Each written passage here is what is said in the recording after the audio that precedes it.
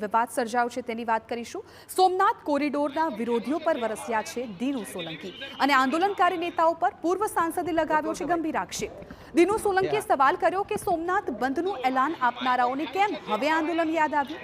તેઓએ પૂછ્યું કે ગરીબોના ઝૂંપડા તૂટ્યા ત્યારે કેમ કોઈ આગળ ન આવ્યું।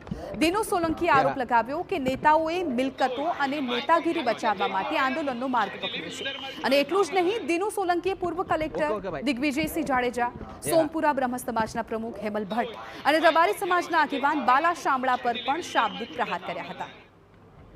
ઓકે ભાઈ, તમે તો કહેતા હતા બધા કે અમે તો સોમનાથના ગણ છીએ, તો આ ગણ બધા ગયા ક્યાં? મારે એટલું જ કહેવું છે કે તમે અમારી સંવેદના અસરગ્રસ્ત ભાઈ બહેનોના જેના પણ મકાનો જાય એની સાથે અમારી છે, અમે તમારી સાથે છે, અમને તમારો વિરોધ નથી। તમને પૂરતું તમારું વિસ્થાપન તમને ફરીથી